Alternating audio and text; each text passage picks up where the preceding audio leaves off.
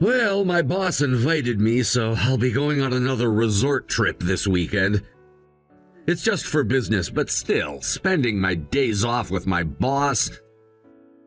Seriously, it's such a drag. What? Again? Isn't that a bit too much? You've been going away all the time these last few months, haven't you? Don't you think it's about time you took a break? I mean, even if it's a resort trip. I guess so, but it's not like I dislike going to a resort. I don't mind it, and since it's for work, there's no point in complaining about it, right? True, but still, it feels like we hardly have any time together as a couple. And remember, we had plans to visit my parents this weekend. You said you'd come with me. Well, I don't know what to tell you. It's not like I'm choosing this over you. I have work commitments too, you know? You can go to your parents' house by yourself. Even if I go, it would just be for show. The kids will be happy just to see my face for a bit. I get that it might seem trivial to you, but don't you think the kids would want to spend some time with their dad? And honestly, going back home with the kids alone is no walk in the park for me. You've never had to take care of them on your own, so you wouldn't understand. Come on, saying you have a hard time with the kids when you can have such adorable children all to yourself is really a spoiled complaint, don't you think? If you think it's just about how cute the kids are, then that proves you're not really involved in raising them. It's not just about them being cute. There are plenty of challenges that come with it, too. If the kids heard you say that, they'd be so upset. Seriously, you sound like a pretty terrible mother. If you think you can handle it better, then why don't you try doing it yourself? Stop enjoying your trips with your boss and take the kids on a trip by yourself at least once. Or even just stay home and take care of them alone for a bit. Trust me, you'll regret saying that. Excuse me? What are you talking about? You have no idea how difficult it is to travel with my boss. That's why you can say such things. I'm not going on trips with my friends. It's all really stressful. I used to go on those kinds of trips before we had kids too, you know. But ever since the kids were born, it's always been me taking care of them because you can't handle it alone, right? Realistically speaking, traveling with my boss just isn't something I can do without your support. So tell me, if I said, hey, I'm going on another 2-night resort trip with my boss, so can you take care of the kids? Would you really do that? Because I'm juggling work, house chores, and parenting over here. It's not easy for me. You're so annoying. It's because you always act like you're so put upon that I don't want to help. If you just keep your mouth shut, I might actually want to help out. It's the way you say things that makes me want to back off. First of all, what do you mean by helping? Parenting is something we should do together, especially since both of us work. Do you think it's normal for me to be the one solely responsible for the kids just because I'm a woman? You're not just here to help. You should be taking an active role. The very idea that I have to ask for help is what's wrong here. Oh, you're so damn annoying. If you have complaints, go home to your parents and tell them. Anyways, I have to work with my boss this weekend. I'm not coming home, so don't bother contacting me. This conversation is going nowhere. Hey, answer your phone. This is an emergency. I just rushed to leave you a voicemail. Why haven't you responded at all? Right now, all of our family members are rushing to the hospital and we need you here too. You have to come as soon as you see this message. It's really serious. We're all very worried and it's important that you get here as quickly as possible. The situation is critical and we don't know what's going to happen. It's really dangerous, and the last thing we need is for anyone to delay in getting here.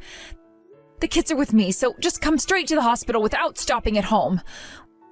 We'll be waiting for you here, and I know it's a lot to ask, but it's important that we're all together right now. please understand how urgent this is. I wouldn't be calling you like this if it weren't a serious situation. I really need your support right now, and the kids need their dad, too. They're scared, and we all want to be there for each other during this tough time. It's moments like this that remind us of how important family is, and we can't do this without you. So please, as soon as you get this message, drop everything and head over to the hospital. We're all really counting on you to be here with us. I can't stress enough how crucial it is that you come. I'll keep you updated on what's happening as soon as I can, but right now just focus on getting here. We need to stick together as a family in times like this. Please hurry. I'm so tired. Traveling with my boss is exhausting. And what's with this mountain of messages? I got your voicemail and it sounded so dramatic. You were like, "Your mother is in critical condition. Come to the hospital immediately." It felt like something straight out of a drama series. By the way, where have you been? Today was supposed to be the day you were coming home, and yet there's no food prepared at home? Oh, you finally returned. Well, I'm at my parents' place letting the kids rest. Honestly, I'm surprised you managed to come back from your trip considering the situation. And about your mom being in critical condition? I really don't care. You were just on vacation, weren't you? Are you still lounging around at your parents' house? Lucky you. So what's going on with the old lady? Not that it has anything to do with me. We just finished my mother-in-law's funeral. We're currently gathered here to talk things over. Wait, what? Your mother-in-law? Hold on a second. Are you saying that your mother-in-law is actually my mother? Yes, that's right. Didn't your dad call you? He mentioned he left you a message, too. Huh? My dad did send me a message saying to come home right away and go to the hospital, but... So you were blocking your communications from your relatives? That explains why I hadn't heard anything. I guess you were too busy worrying about how to manage your trip with your boss, huh? Well, of course. I'd find it annoying if I were getting all these bothersome messages from my family while I'm with my boss. Wait a second, are you seriously telling me that it's my mother? I've been telling you that. We've been extremely busy with the funeral arrangements. I tried to contact you so you could see her one last time, but instead, you decided to ignore all the messages and just enjoy your vacation, only to come back now. Honestly, even your family is at a loss for words about it. I know, but I didn't think something like this would happen. But your mom had been suffering from heart issues for a long time, right? It was bound to get worse. When I got the call saying she had taken a turn for the worse and was in critical condition, you should have come right away. If you had, you could have seen her one last time. I can't believe this happened!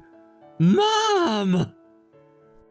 I'll be heading back home with the kids once everything settles down here, so you're an adult, just take care of yourself for now. You had no idea how hard it's been trying to juggle everything. While you were off enjoying your trip, I was dealing with the kids and the situation here. I can't believe you didn't think to check your messages and respond sooner. I didn't think it would turn out like this! I thought we had more time! You really should have been more aware.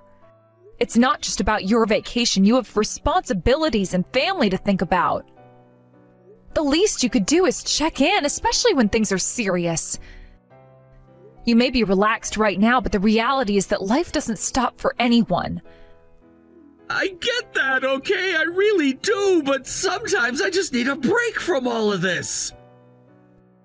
I understand needing a break, but there's a time and a place for everything. When family is involved, especially with such grave matters, you can't just ignore it. I wish you'd been here to support me and the kids when it mattered. You're right. I should have been more considerate. I just didn't think it would escalate this quickly. Now it's too late. I hope you realize how important family is and how vital it is to be present during tough times. You can't just turn your back on your responsibilities. I promise I'll do better next time. I just hope it won't be under these circumstances again. It's not about making promises now. It's about learning from this experience. Family means being there for each other, no matter the situation. So please try to remember that. Thanks for waiting, Mary. I'm all set over here. Kaylin, thank you so much. You got here much faster than I expected. This really helps me out. Right? I mean, this is a big deal for you, so of course I'm going to move quickly to help. But I really can't believe that guy. He's unbelievable. I appreciate it. I truly do. At first I was completely overwhelmed and didn't know what to think. But now everything is starting to connect, you know? It feels like I can finally make sense of it all. Yeah, I get that. I was hesitant about whether or not to tell you at first too, but I really want you to find happiness. You've been doing so much on your own with the kids. It's a relief that it finally turned out this way. Kaylin, I can't thank you enough for everything. Oh, it's nothing, really, but seriously, the world feels small sometimes, doesn't it? So, are you prepared for what's coming next?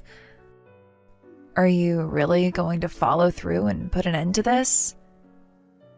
Absolutely! I know that this is the best outcome for me. I see.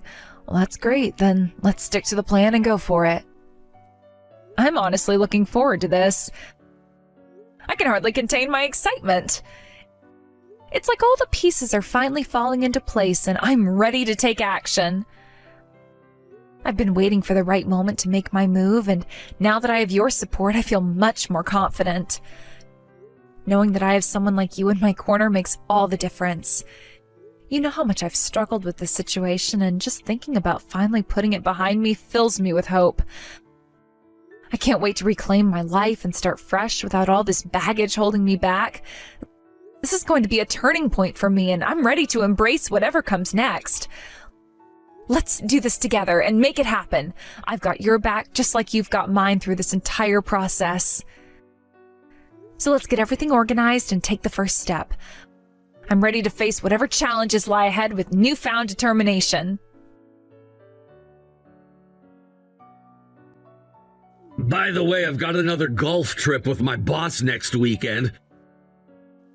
I was sleeping when you came back yesterday, so I didn't get a chance to talk to you. Wait, what? Again? How can you even think about going on another trip after everything that's happened? Your mother is in such a serious condition because you were away on vacation. Don't you think it's time to take a break from all this traveling?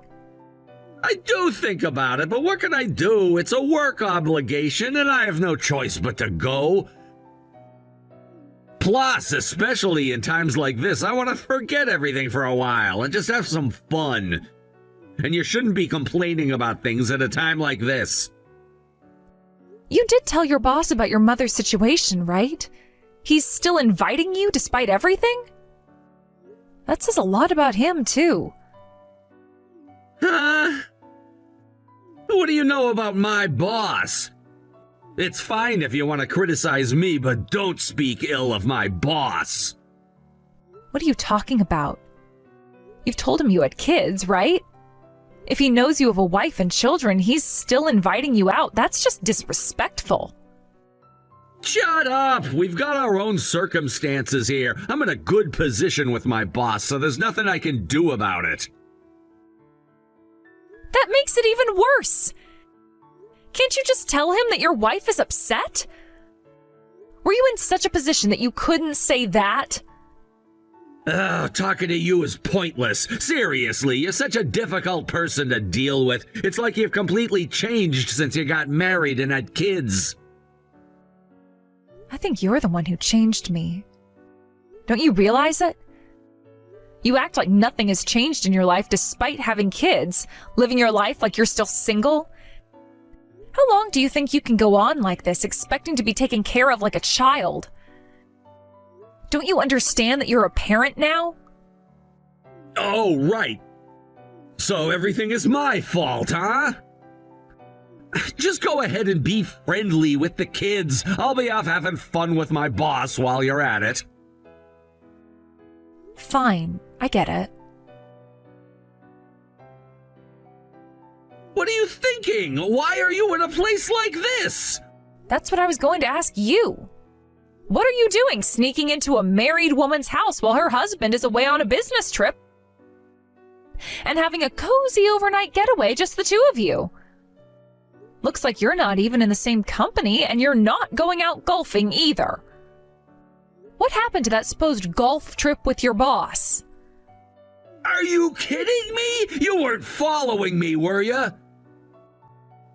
Well, technically speaking, it wasn't me. I just had a professional investigator check things out for me. And it turns out you were having yet another overnight getaway at your girlfriend's house today. So I thought this is ridiculous and decided to crash the party. The audacity! You're the one who should be saying that! Your girlfriend must have been so shocked that she started crying, right? At a time like this, you're still worried about her? Oh, this is hilarious. You came out half naked, for crying out loud. Sure, I had my friend ring the doorbell so you wouldn't know I was here, but still. How could you be so foolish? It's disgusting. There's no way out of this, is there? By the way, why are my relatives here with you? I brought them along. Just showing evidence wasn't going to cut it. They said it must have been a misunderstanding. So I asked them to come to the scene with me. That way they could see the undeniable proof with their own eyes, right? You've got to be kidding me! How did it come to this? That's what I was about to say. Could you bring your girlfriend out here already? If you don't want to talk outside, then just let us in the house. We can all have a nice chat together, can't we? Are you insane? There's no way I could accept such a chaotic situation. But you're the one who created this chaos. You left the kids with me, and here you are cozying up with your girlfriend. As a father, as a man, and as a human being, you're the lowest of the low. Well, that's because ever since you became a mother, you've been all about the kids. You've lost any charm or femininity you might have had, so it's no wonder. You think that's a valid excuse for your actions? I have every right to want to protect the child I brought into this world with my life, and I believe that wholeheartedly. If we could have co-parented together, maybe I could have felt like a woman again. But you've done nothing but come home and leave all the cooking, cleaning, and child rearing to me, while you play with the kids only when they're in a good mood. You sit there fiddling with your phone instead of helping with their studies. I simply don't have the time to deal with a pathetic man like you. If you wanted attention, you should have made time for me. There's no need to pile it on like that. How did you even figure this out? You underestimate a woman's intuition, don't you? The moment you started going out more, I felt something was off. You stopped wanting to be intimate, and then there were those little moments where you'd compare me to other women. You really had no idea you were doing that, did you? Huh? Was I doing that? Yes, you were. And then, just at that time, I started getting tips about you. They said you were at a resort with another woman. You'd go to popular resorts, so of course my friends would see you. This world is much smaller than you think, you know. Wait, I was being seen like that? Yep, and that's when I became convinced. But since I thought that alone would not be enough proof, I got my friends and a private investigator involved to prepare for a solid case against you. A case? What do you mean? We're married, right? We are married, huh? You're the one who betrayed me, so who are you to talk? I've been putting up with your betrayal all this time. When I told you that it was unreasonable for someone to invite you knowing that you had a wife and kids, I was angry for my beloved girlfriend, wasn't I? Just go ahead and do whatever you want because I am getting a divorce. What? But the kids are involved too! Don't you think it's cruel for them if we divorce? It's better for them to grow up in a warm, loving home rather than living with a father who's a traitor and watching his dysfunctional relationship with their mother. Why would you say something like that? Because you act so selfishly. I will definitely be filing for alimony, and as soon as the other husband gets back, I'll be talking to him. You're getting divorced from me, and you can deal with your life afterward as you please. I'll be sure to claim a hefty alimony from you, and of course you'll be paying child support too. Stop it! This is all because you stopped being a woman! You just wanted to spend time with another woman, didn't you? You have some responsibility in this too. Do you think I'm just going to let that slide? I'm managing everything while also taking care of 2 kids. Why do I have to continue to deal with someone who can't even take care of the children or help with the household chores? Dealing? I am working without any time off. If you wanted my attention, you should have saved some energy for it. You come home fiddling with your phone, eat the food I made without a second thought, take long relaxing baths in the bathroom I scrubbed clean, and sit there looking satisfied at the faces of the children I struggled to put to bed, pretending to be a father. You're a worthless man. You don't need to say it like that. I'm doing everything. And you expect me to be your night partner too? If you want me to keep looking beautiful by putting on makeup and taking care of my hair and skin, then you better start making time for me to do that. I am barely managing to keep myself alive and care for the children. And you think you can just go off and satisfy your own desires with other women? You don't deserve to call yourself a father. I'm sorry, I messed up. Just don't make this a bigger deal than it is. Please don't tell her husband. I'll do my best from now on. I don't have the space in my heart to accept the dirty person you've become. You are a criminal who broke the law, so make sure you pay for your actions.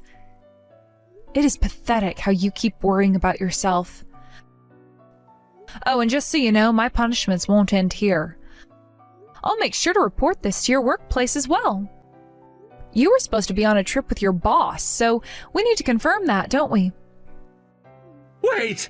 Please stop! Anything but that! I'm working hard for my promotion! If you ruin that for me, my future! Have you realized the extent of what you've done before you started talking? You have no idea how much you've hurt me. You're sacrificing the children for your own desires. Finally, my husband lowered his head, ready to admit his faults, something that took far too long. Initially, I thought he would allow me and my relatives to enter his home so that we could have a serious discussion about the situation at hand. However, to my shock and a certain degree of satisfaction, he was outright punched by her father as soon as he arrived. Witnessing that confrontation was a bizarre mix of emotions, but I must admit it left me feeling quite satisfied. It was a cathartic moment, especially considering all the pain and betrayal I'd been experiencing. The woman in question came to me and apologized deeply, going so far as to kneel before me in a gesture of contrition. I could see the remorse in her eyes as she bowed her head, trying to express her regret for what had transpired. However, I could not simply accept her apology at face value, for I had a child whose future was now entangled in this mess. My heart ached as I thought about how our lives had been turned upside down due to the actions of these adults, who seemed to act without considering the consequences. Understanding the gravity of our predicament, I made it crystal clear to her husband just how frivolous she had been in her actions with my husband. I felt it was essential for him to know the full extent of what had happened, the betrayals and the disloyalty that had transpired between them. It wasn't merely a matter of emotions, it was a violation of trust that had ramifications affecting not only the adults involved, but also the innocent children caught in the crossfire. As we engaged in this painful discussion, I realized that she seemed to be a full-time housewife, dedicating her life to maintaining her home and caring for her family. However, her world had turned upside down when her husband filed for divorce, a decision that had consequences not only for her, but also for everyone else involved. I couldn't help but feel a mix of emotions watching her situation unfold. It was ironic that we both found ourselves in such unfortunate circumstances, albeit in different ways. After her husband left her, my husband faced his own set of consequences. I had reported the affair to my company, which led to my husband being reassigned to a remote location. This drastic change in his work situation felt like a punishment that fit the crime. But it was also a bitter reminder that we were both paying for the choices made in moments of weakness and poor judgment. It was as if fate had dealt us both a harsh hand, forcing us to start down a path of disappointment and regret.